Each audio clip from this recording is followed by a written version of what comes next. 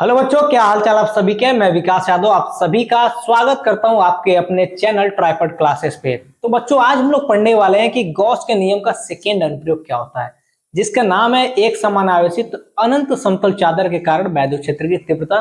और जो कि आप यहाँ पर देख सकते हो, गॉस के नियम का अनुप्रयोग पार्ट 2 यानी दूसरा अनुप्रयोग है। इसके पहले वाले वीडियो में हमने पढ़ा था कि गॉस के नियम का पहला अनुप्रयोग क्या होता है। उसका नाम था कि एक समान आवेशित पतले सीधे तार के कारण वैद्युत क्षेत्र की तीव्रता क्या होती है। उसका मान आया था E बराबर 1/4πε02λ/r।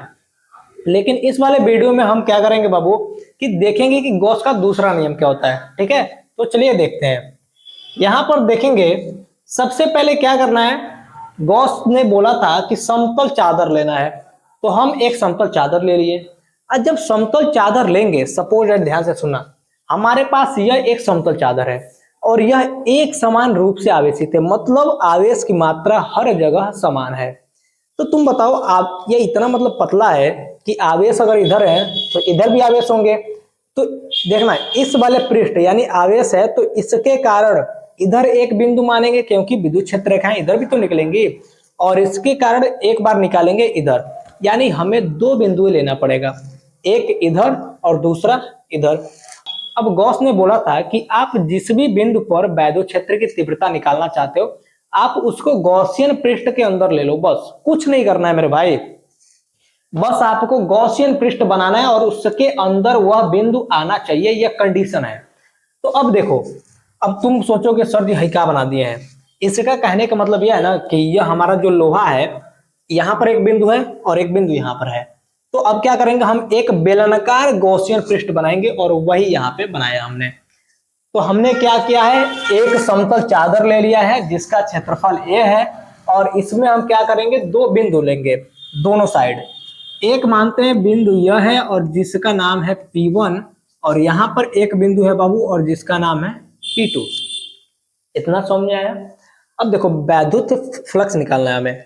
तो इस बिंदु पर अगर मान लो आवेश हमने लिया, आवेश यहाँ पर देखना, आवेश हमने लिया, इस पर आवेश है, तो वैद्युत क्षेत्र रेखाएं क्या निकलेंगे, इससे एकदम सीधे निकलेंगी। तो यहां से सीधे निकल गई वैद्युत क्षेत्र रेखाएं, इधर निकल गई। अब मेरे को इस पूरे के कारण निकालना है वैद्युत फ्लक्स, लेकिन मैं निकाल सकता हूं क्या, नहीं ना निकाल सकता हूं। तो हम क्या करेंगे, छोटा सा पृष्ठ मानेंगे।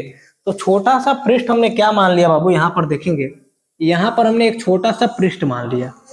ठीक है, अब हमने क्या किया, एक बिंदु यहां पर निकालना था, दूसरे बिंदु पर निकालना था, तो हमने इसको एक गॉसियन पृष्ठ के अंदर बंद कर लिया। बहुत सिंपल सा तरीका है। कोनो दिक्कत परेशानी का हो, कोनो दिक्कत बा नानू बा, तो आगे बढ़े। तो यहां पर देखेंगे बाबू, तो यहां पर हम क्या करेंगे कि यहां पर एरिया वेक्टर क्या होता है, किसी भी पृष्ठ का क्षेत्रफल सदिश, किसी भी पृष्ठ का क्षेत्रफल सदिश ठीक इसके लंबवत होता है। तो यहां पर क्या होगा, इसके ठीक लंबवत हो जाएगा हमारा क्षेत्रफल सदिश, इधर हमारा हो जाएगा इलेक्ट्रिक वेक्टर यानी वैद्युत वेक्टर, और यह हो जाएगा हमारा इसका एरिया वेक्टर। ठीक है, तो वैद्युत फ्लक्स यानी वैद्युत क्षेत्र रेखाएं कितने रास्तों से जा रही हैं, दो, पहला यह बिंदु, दूसरा यह बिंदु। तो अब निकाल सकते हो ना कि हम कुल वैद्युत फ्लक्स निकालेंगे तो एक और दो, दोनों को जोड़ देंगे। तो यहां पर हम क्या लिखेंगे बाबू, कुल वैद्युत फ्लक्स। देखेंगे यहां पर हम लिखेंगे कुल वैद्युत फ्लक्स। क्या होगा, कुल वैद्युत फ्लक्स। यह पूरा डेरिवेशन बाबू 3 स्टेप में खत्म हो जाएगा। पहला स्टेप में क्या होगा कि वैद्युत फ्लक्स निकालेंगे, दूसरे स्टेप में हम गॉस का नियम लगाएंगे, और तीसरे स्टेप में पृष्ठीय आवेश घनत्व। तो इस 3 को छोड़ के कोई भी चौथा स्टेप इस वाले में नहीं आएगा, इसकी गारंटी मैं देता हूं। तो यहां पर कुल वैद्युत फ्लक्स निकालेंगे तो फाई बराबर क्या हो जाएगा बाबू, पहला वैद्युत फ्लक्स इस बिंदु पे और दूसरा वैद्युत फ्लक्स इस बिंदु पे, यही ना होगा। तो यहाँ पर हम क्या कर देंगे, यहाँ पर देखेंगे, निकालेंगे φ1 और प्लस यहाँ पर निकाल दे देंगे φ2। तो यहाँ पर फाई बराबर क्या होगा बाबू, φ1 के वैल्यू क्या होता है, यानी वैद्युत फ्लक्स का मान क्या होता है, फाई बराबर होता है E इंटू डी ए। इतना समझ में आया, कोनो परेशानी है। तो यहाँ पर हो जाएगा हमारा E इंटू डी ए। अब यहां पर हम निकाले हैं कुल, भाई छोटे से पृष्ठ के लिए नहीं निकाले, कुल निकाले, और कुल वाले पृष्ठ का क्षेत्रफल है ए, तो इसका हम कर देंगे रेखीय समाकलन ए के सापेक्ष, ठीक है। और प्लस यहां पर क्या करेंगे भाई, दूसरे वाले बिंदु पर भी दोनों सेम है, यानी विद्युत क्षेत्र इधर भी है ई और इधर भी विद्युत क्षेत्र है, तो यहां पर भी हमारा क्या हो जाएगा ई इंटू डी ए, और यहां पर क्या हो जाएगा बाबू ए। अब देखो डॉट प्रोडक्ट हटता है तो क्या आता है बाबू, कॉस थीटा आता है, तो यहां पर हमारा आ जाएगा फाई बराबर, यहां पर समाकलन कर देंगे एरिया के सापेक्ष, और यह हो जाएगा हमारा ई डी ए, और यह हो जाएगा हमारा कॉस थीटा, प्लस यहां पर क्या होगा बाबू ए, और यह हो जाएगा E D A cos theta, ठीक है। इतना समझ में आया। अब देखो यह जो दोनों सदिश हैं एक डायरेक्शन में, मतलब पहला सदिश इधर चल रहा है तो दूसरा भी सदिश इधर ही चल रहा है, और जब दो सदिश एक साथ चलते हैं एक और, तो वहां पर एंगल क्या बनाता है बाबू, जीरो। इतना नहीं मालूम है तो यह हमारा एक मान लो कंसेप्ट है कि अगर दो सदिश एक डायरेक्शन में है, अगर दो सदिश एक डायरेक्शन में तो वहां पे एंगल होगा जीरो। आगे बढ़े तो यहाँ पर थीटा की वैल्यू क्या होगी बाबू, थीटा की वैल्यू हो जाएगी जीरो, तो फाई का मान हमारा क्या आएगा, सब लोग बताएंगे। ओ बबुआ बताओ फाई का मान क्या होगा, E D A cos zero, यही होगा। काहे तुम इतना टेंशन नहीं आते हो, हम है ना, तुम लोगों को 12 पास कराने की जिम्मेदारी हमारी है बबुआ, तुम समझ रहे हो। यहाँ पर हो जाएगा कॉस जीरो, प्लस यहाँ पर हो जाएगा ए, यह हो जाएगा ई डी ए, और यह हो जाएगा हमारा कॉस जीरो। अब कॉस जीरो की वैल्यू क्या होती है बाबू, पहली बात जिसको नहीं मालूम है वह क्लास 12 से नाम कटवा के 10 में चले जाओ सब, कहें कि जिसको भाई कॉस जीरो की वैल्यू ना मालूम है 12 में क्या कर रहे हैं सब, ठीक है। तो यहाँ पर कॉस जीरो की वैल्यू क्या होगी, सब लोग बताएंगे।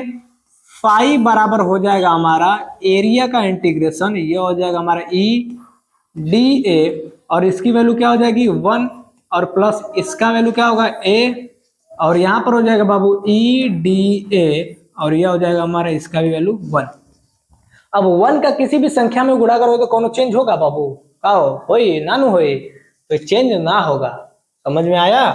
तो फाई बराबर हो जाएगा हमारा ए, और यहाँ पर हो जाएगा ई डी ए, प्लस यह हो जाएगा ए, और यह हो जाएगा ई, और यह हो जाएगा डी ए। इतना समझ में आया मेरे दोस्त। अब देखो अब यहाँ पर ई क्या है भाई, यहाँ पर समाकलन ए का कर रहे हैं, तो ई क्या कर रहे हैं बिचवा में, अगर हम किसी से बात करने कहीं जा रहे हैं ना तो बिचवा में जो उसके दोस्तों होते हैं सब बिचवा में टांग अड़ाते हैं सब, और वैसे आदमी पिटाते हैं सब, तो इसलिए बीच में टांग नहीं अड़ाना चाहिए। तो बिचवा में क्या कर रहे हैं, इसको हम बाहर फेंकेंगे। तो पहली बात कहेंगे बाबू फुसलाएंगे, इसको फुसलाएंगे ना तो इसको कहेंगे बाबू बाहर आ जाओ, और नहीं बात मानेगा तो पकड़ेंगे, कहेंगे चल चल विकास सर बुलाए हैं चल जल्दी, तब इसका गर्दन पकड़ के और बाहर इसको लेकर आएंगे, ठीक है। यहाँ पर बच जाएगा 1, यह हो जाएगा डी ए, और प्लस यहाँ पर हो जाएगा ए, और यहाँ पर बचेगा ई, यहाँ पर बचेगा 1, और यह हो जाएगा डी ए। अब देखो बाबू 1 के सापेक्ष अगर 1 के सापेक्ष किसी का भी समाकलन करते हैं तो जिसके सापेक्ष करते हैं ना वही हो जाता है, मतलब अगर 1 का करना है और जिसके सापेक्ष कर रहे हैं वही हो जाएगा। तो यहाँ पर ए के सापेक्ष कर रहे हैं तो यहाँ पर फाई बराबर हो जाएगा हमारा ई, और यह हो जाएगा ए, प्लस हो जाएगा ई, और यह हो जाएगा हमारा ए।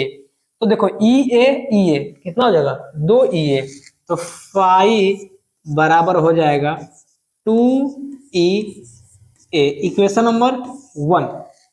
हमने इतना बोला था ना कि पहले स्टेप में वैद्युत फ्लक्स लगाएंगे, अब हमने वैद्युत फ्लक्स लगा दिया।